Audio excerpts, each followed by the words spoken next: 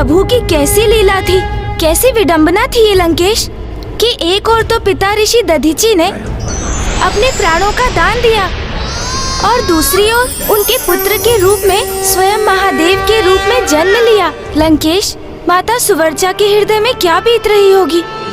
दुख और सुख दोनों एक साथ आने पर जिस विडंबना का सामना वो कर रही होंगी, उसका तो अनुमान लगाना भी कठिन है। वो तो ये भी समझने में असमर्थ होंगी कि वो अपने पति, अपने स्वामी के गमन पर रुदन करे अथवा महादेव को पुत्र रूप में पाने का आनंद मनाए। लंकेश जी, जल ग्रहण कीजिए। उनका फिर क्या हुआ लंकेश? देवी सुवर्चा अपने स्वामी के वियोग में जैसे तंद्रा में चली गई थी। उनकी चेतना जड़ हो गई थी।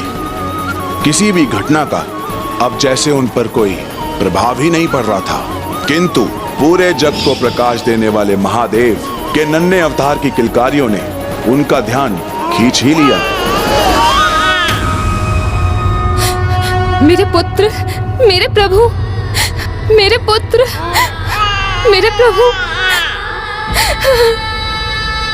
मेरे पुत्र। मैंने कहा था ना, जिनके दर्शन से सारा संसार खिलखिलाता है, शीघ्र ही वो हमारे अंक में खिलखिलाएंगे। जैसा मैंने कहा था वैसा ही हुआ ना। तो अब तो मुझे जगत कल्याण के लिए अस्थिदान की अनुमति दे दीजिए देवी। स्वामी, स्वामी, रुकिए, अपने प्रभु को छोड़ के कहाँ जा रहे हैं? स्वामी, स्वामी, स्वामी, स्वामी, स्वामी, स्वामी, आप कहाँ चले गए स्वामी?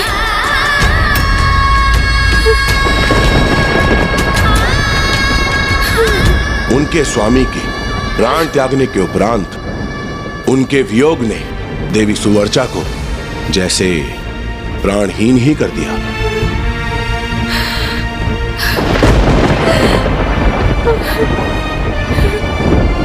स्वामी, इस महासंकट से हमारे संसार को मेरी अस्थियां ही मुक्त कर सकती हैं। इसलिए मुझे देवताओं को अपनी अस्थियां दान करने की अनुमति दे दीजिए देवी।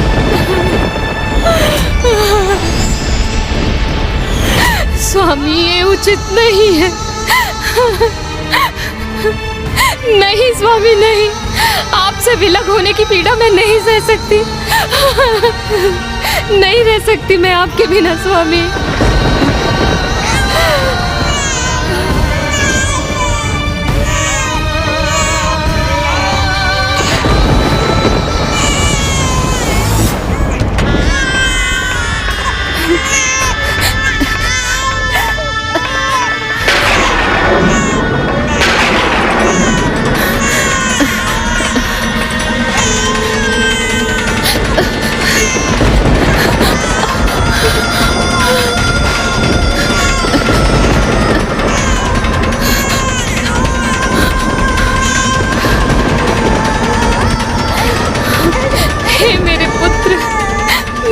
करूं? ये दुख मेरे लिए भी असहन है। मैं विवश हूं। मैं क्या करूं?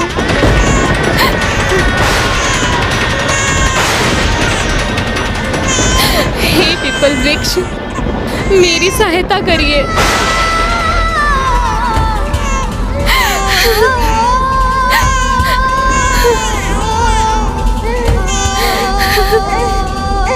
मुझे क्षमा करना पुत्र, मुझे क्षमा करना।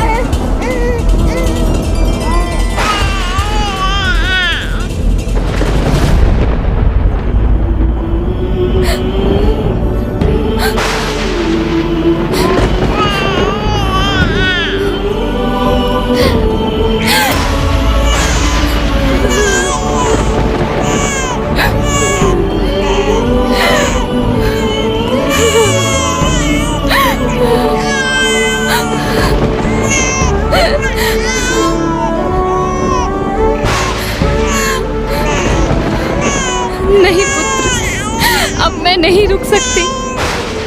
अब मेरा समय आ गया है, मुझे भी तुम्हारे पिताश्री के पास ही जाना होगा पुत्र। अपनी माता को क्षमा करना।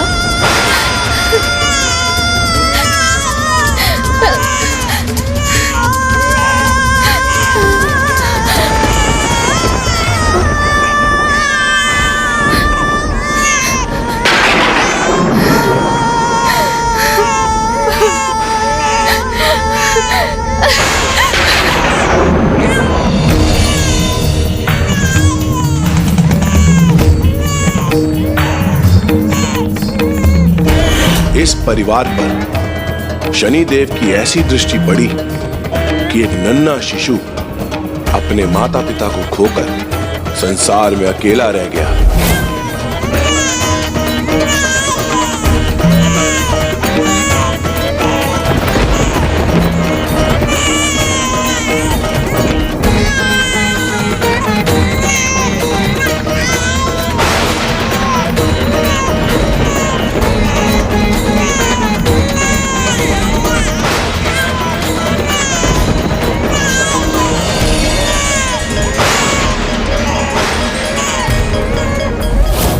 जहां एक ओर महादेव के पिपलाद अवतार का जन्म हुआ, दूसरी ओर इस समय तक उधर वृत्तासुर समस्त सृष्टि पर संकट बनकर छा चुका था।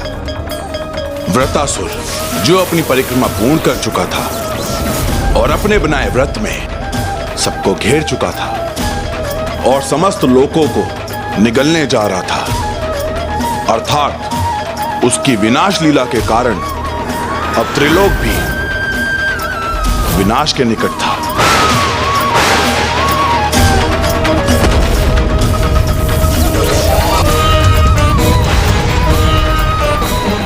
वृत्तासुर को रोकने में यदि और विलंब हुआ तो कहीं ऋषि दधीचि का महाबलिदान व्यर्थ ना हो जाए। मैं इतने महान ऋषि का परम बलिदान ऐसे ही व्यर्थ नहीं जाने दूंगा।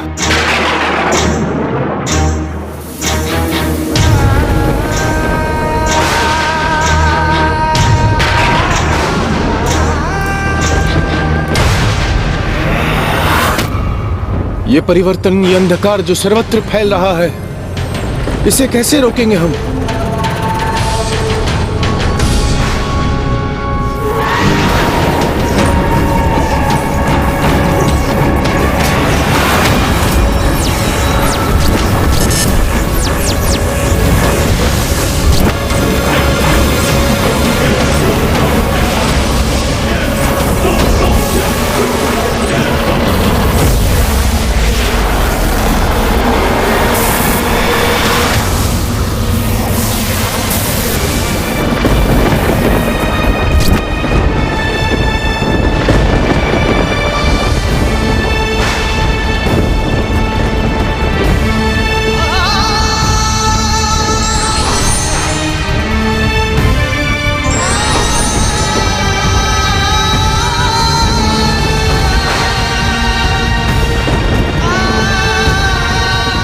ऋषिवर की इन अस्थियों को लेकर देव शिल्पी विश्वकर्मा जी के समक्ष प्रस्तुत हुई और उनसे अनुरोध कीजिए कि वो इन अस्थियों से एक ऐसा शक्तिशाली और प्रबल अस्त्र उत्पन्न करे जिससे उस दुष्ट वृत्तासुर का अंत संभव हो सके।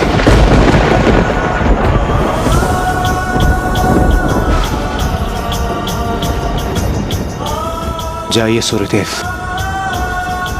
शीघ्र प्रस्थान कीजिए। इस अवधि में मैं उस दुष्ट वृत्तासुर को और आतंक मचाने से रोकने का प्रयास करता हूं। नहीं देवगण, आप में से कोई भी मेरे साथ नहीं चलेगा। आप सभी सूर्यदेव के साथ देवशिल्पी विश्वकर्मा जी के समक्ष प्रस्तुत होंगे।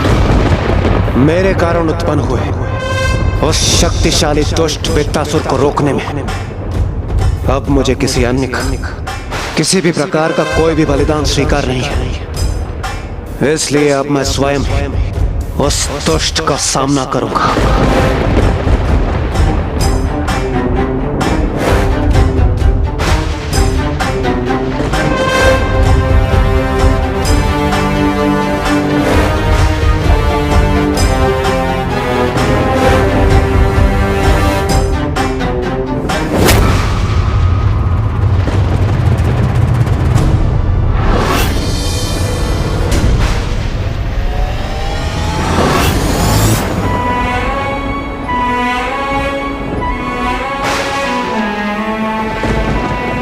मुझे स्वयं पर पूरा विश्वास है कि किसी भी स्थिति में मेरा आचरण सदैव शुद्ध ही रहेगा। मैं कभी भी विचलित नहीं हो जाऊंगा। यदि दुर्भाग्य की छाया मुझ पर पड़ भी गई तो भी मैं धर्म पथ से दूर नहीं होऊंगा। इसीलिए आपका मुझे सावधान करना व्यर्थ है। आप मुझे चुनौती दे रहे हैं ऋषिवर? हाँ शनिदेव, इसे आप मेरी चुनौती की समझ। अपनी नियति को इतने अपार संयम और आत्मबल से स्वीकार कर ऋषि दधीचि ने महानता का एक अनूठा उदाहरण प्रस्तुत किया है। अर्थात शनिदेव की दृष्टि के दो विपरीत चरम थे। एक और इंद्रदेव थे जो उनकी दृष्टि से प्रभावित होकर सुपथ से भटक गए और निरंतर भूल करते गए, और दूसरी ओर ऋषि दधीचि थे जिन्होंने शनिदेव की दृष्टि के प्रभाव के उपरांत भी अपने धर्म पथ पर अडिग रहे, और जिसके लिए उन्हें इतना बड़ा मूल्य चुकाना पड़ा। देवराज इंद्र की भूलों का मूल्य मात्र ऋषिवर को ही नहीं, संपूर्ण जगत को उठाना पड़ रहा था। क्योंकि जब विश्वकर्मा जी ऋषि दधीचि की अस्थियों से विशेष अस्त्रों का निर्माण कर रहे थे, तब वृत्तासुर की उग्रता में वृद्धि हो रही थी। उसकी विनाश लीला को रोकना असंभव हो गया था। अब वो नवग्रहों को निगलने के लिए तत्पर हो उठा था।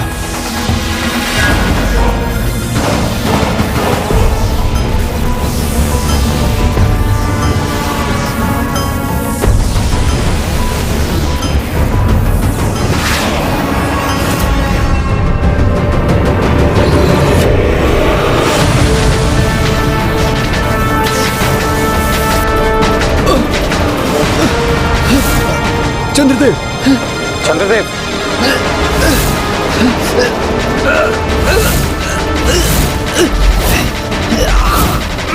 ये अचानक चंद्रदेव को क्या हो गया है? उनके आभूषण, उनके वस्त्र, उनके शरीर से विलग होते प्रतीत हो रहे हैं। देवगुरु, कदाचित दुष्ट वृत्तासुर तो समस्त सृष्टि को निगलने में सफल हो ही जाएगा। मुझे आभास हो रहा है कि जैसे वो मेरे ग्रह को निगलने ही वाला है। चंद्रदेव, आप चिंता मत कीजिए, विश्वकर्मा जी का कार्यस्थल निकट ही है। शीघ्र इंद्रदेव के पास में यह शक्तिशाली अस्त्र होगा जिससे वो उस दुष्ट वृत्तासुर का अंत करेंगे। तब तक संभालिए अपने आप को। रुक जाओ वृत्तासुर।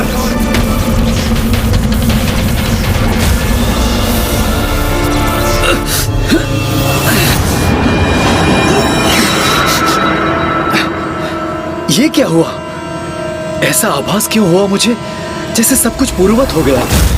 ओहो इंद्रदेव, तुम्हारा इतना दुस्साहस कि तुम मेरे सम्मुख प्रस्तुत हो गए, और वो भी निशस्त्र। वृत्तासुर, तुम्हारी शत्रुता मुझसे है। तुम्हारा जन्म मेरा अंत करने के लिए हुआ है। अब जब मैं स्वयं देवराज इंद्र तुम्हारे समक्ष प्रस्तुत हूं, तुम्हें मेरे कारण सृष्टि का विनाश करने की आवश्यकता नहीं है। आओ, युद्ध करो मुझसे। अब इतने विलंब के बाद तुम्हारे आगमन का क्या लाभ है इंद्रदेव? और वैसे भी मैंने तुमसे युद्ध करने का विचार त्याग दिया है। अब इस सृष्टि के अंत के साथ ही मैं तुम्हारा अंत करूंगा इंद्रदेव। और वैसे भी एक दुर्बल देवता से मुझे युद्ध करने में कोई रुचि नहीं है।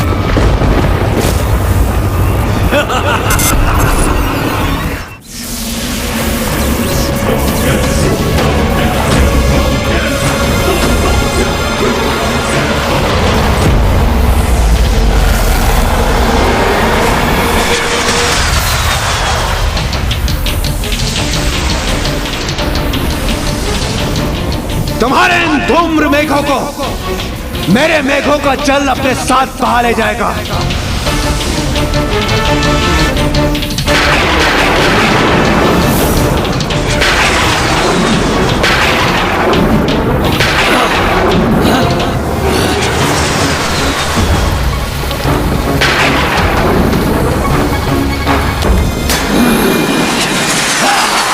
वृत्तासुर हूं मैं।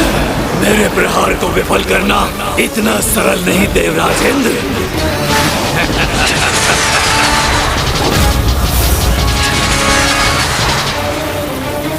इसने तो मेरे छल को वश में परिवर्तित कर दिया।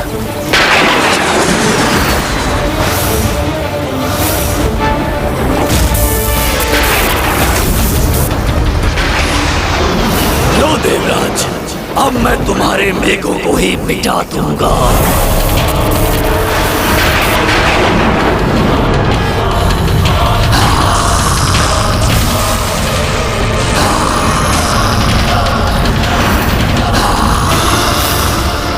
अब तो एकमात्र ऋषि दधीचि की अस्थियों से निर्मित उस विशेष अस्त्र की आस है मुझे,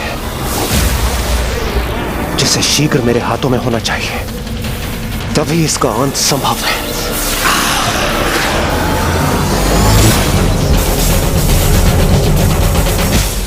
इस अस्त्र के निर्माण हेतु इन अस्थियों का पिघलना अत्यंत आवश्यक है, किंतु यह कार्य इतना आसान नहीं है, क्योंकि कदाचित हम सभी देवताओं का समुचित तेज भी ऋषि दधीचि के अस्थियों को पिघलाने के लिए पर्याप्त नहीं है। अतः हमें अपनी संपूर्ण शक्ति का प्रयोग करना होगा, तभी ऋषि दधीचि का इतना बड़ा बलिदान सार्थक सिद्ध हो सकेगा।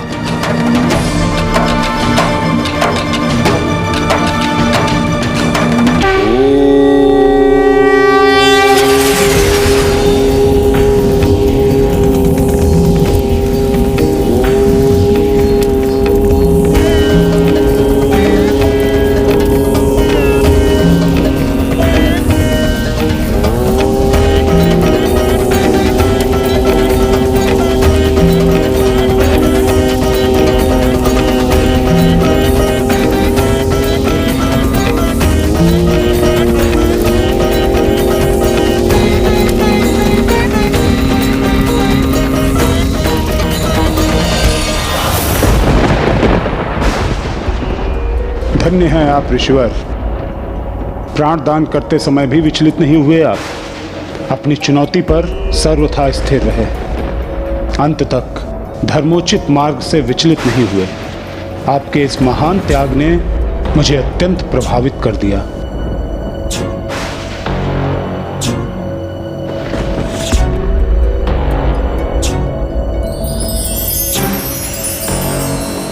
मेरे दंड पर यह चिन्ह मुझे सदा आपके और आपके बलिदान का स्मरण कराएगा। यदि अवसर प्राप्त हुआ ऋषिवर, तो मैं आपको आपके इस बलिदान का प्रतिफल अवश्य दूंगा। अपने संपूर्ण हृदय से मैं आपकी इस भक्ति, शक्ति और बलिदान के लिए आपका अभिवादन करता हूँ ऋषिवर। महर्षि दधीचि के बलिदान के कारण अन्य देवताओं की संपूर्ण शक्तियों से वो विशेष अस्त्र अब अपना आकार धारण करने लगा था। ये वही महावज्र था जिससे वृत्तासुर का वध होने वाला था।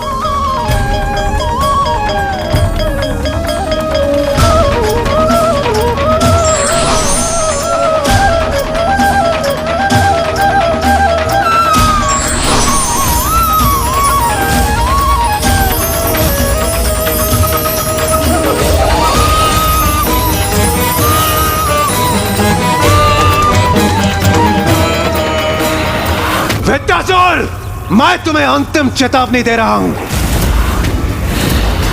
अब मैं तुम्हें किसी और को किसी भी प्रकार की क्षति नहीं पहुंचाने दूंगा। तुम जैसे दुर्बल निशस्त्र देवता क्या करेंगे मेरा? वृत्तासुर हूं मैं, महाशक्तिशाली। मैं चाहूं तो तुम्हें नष्ट कर सकता हूं, लेकिन तुम वृत्तासुर को नष्ट करने में असमर्थ हो।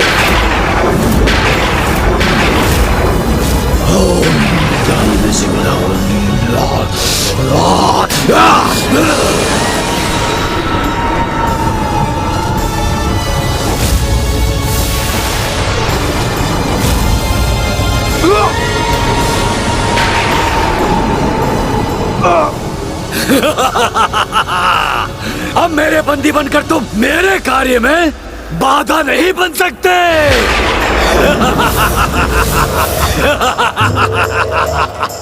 अब तुम स्वयं अपने नेत्रों से संपूर्ण सृष्टि का अंत होते हुए देखो। और पछताओ। आभास करो तुमने किससे शत्रुता मोल ली है। अब अंत में तुम भी मेरे उदर में समा जाओ।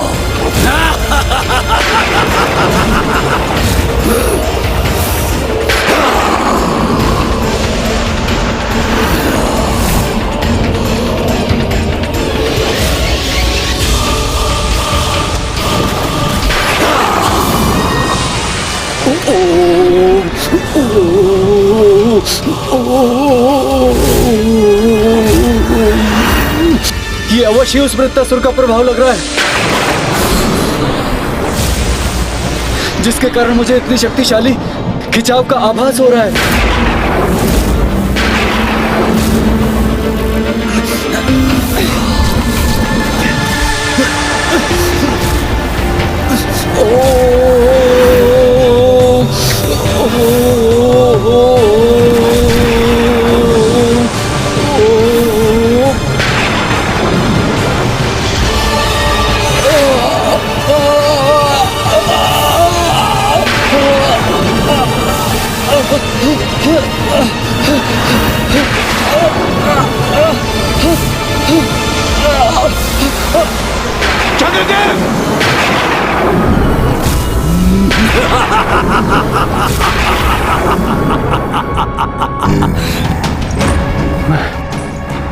मैं चंद्रदेव की रक्षा नहीं कर पाया। हाँ इंद्रदेव, तुम कुछ नहीं कर सकते।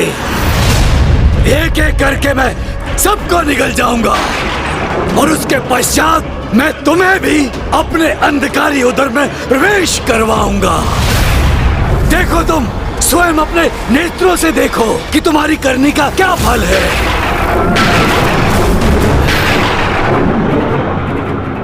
प्रतिशोध।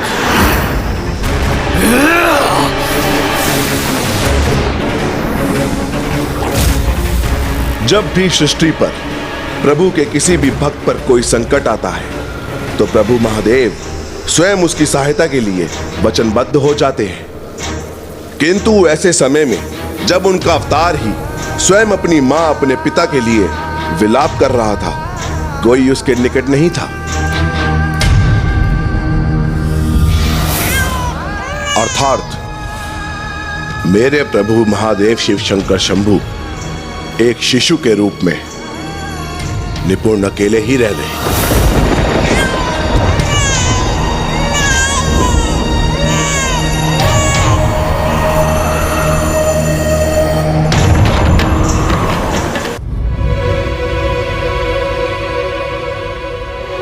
किंतु फिर क्या हुआ लंकेश?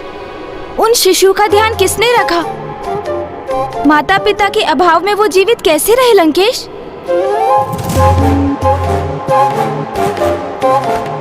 जब संतान रुदन करता है तो मां कहीं भी हो, अपने संतान के रुदन से उसकी पुकार सुनाई दे ही जाती है। किंतु उनकी पुकार किसने सुनी? आप ही ने अभी कहा था कि उनकी माता उन्हें सदा के लिए छोड़कर चली गई थी। फिर वो प्रभु के शिशु रूप की पुकार कैसे सुन सकती थी? अपने बालक के पास लौटकर कैसे आ सकती थी वो? जिन्होंने उनको जन्म दिया वो मां उनको त्यागने पर विवश थी, किंतु जो संपूर्ण जगत की माता है, संपूर्ण संसार की पालक है, वो तो सर्वथा सर्वोत्थ व्याप्त है और संतान का कष्ट ना ही उनकी दृष्टि से छिपता है और ना ही उनसे देखा जाता है। आप उन्हीं माता का उल्लेख कर रहे हैं ना लंकेश, जिनके कारण जगत में कोई अनाथ नहीं? वो जगत जननी जो मेरी, आपकी और सृष्टि के प्रत्येक चराचर जीव की माता है, वो जो कभी किसी को अकेला नहीं रहने देती और जो अपनी संतान की पीड़ा का एक ही स्वर सुन उसकी ओर भागी चली आती हैं।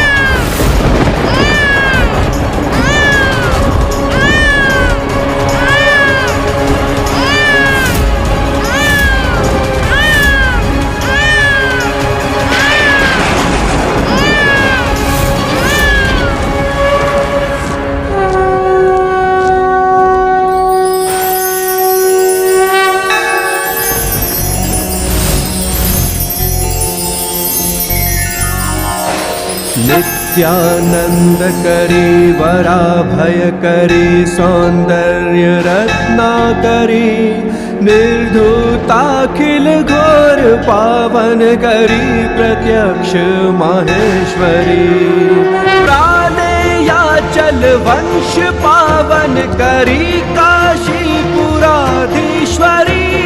भिक्षा देहि कृपावलंबन करी माता अन्नपूर्णेश्वरी माता अन्नपूर्णेश्वरी।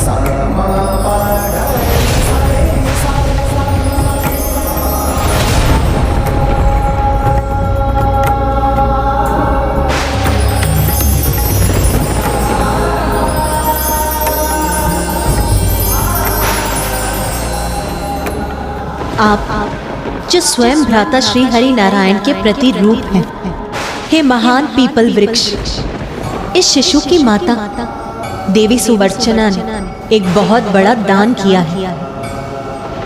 इसे आपकी छत्र छाया में त्याग कर आपको इसके पालन पोषण का दायित्व सौंपा है। इसीलिए आज से आप ही इसके पिता बनकर इसकी रक्षा करेंगे।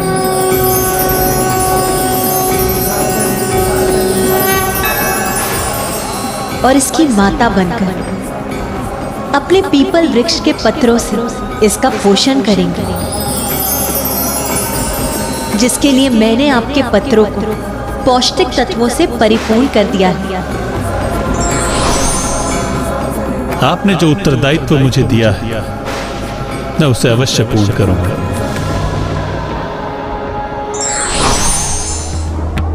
कितना अद्भुत दृश्य होगा ना वो, जब स्वयं श्री नारायण शिशु रूप में पिता श्री महादेव की देखरेख कर रहे होंगे। किंतु फिर क्या हुआ लंकेश? ओहो, विष्णु जी का नाम लेकर मैंने लंकेश को क्रोधित कर दिया।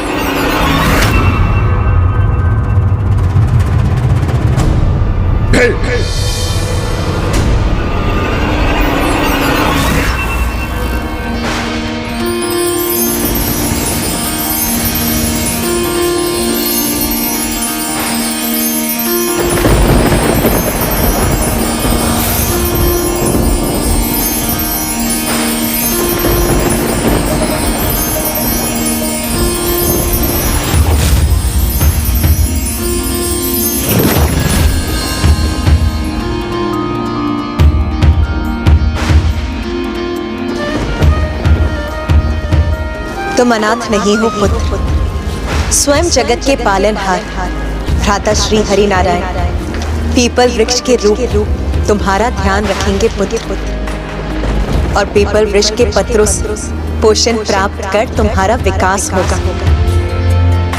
और जगत में तुम पिपलाद के नाम से विख्यात हो, पिपलाद के नाम से पिपलाद के नाम से विख्यात हो।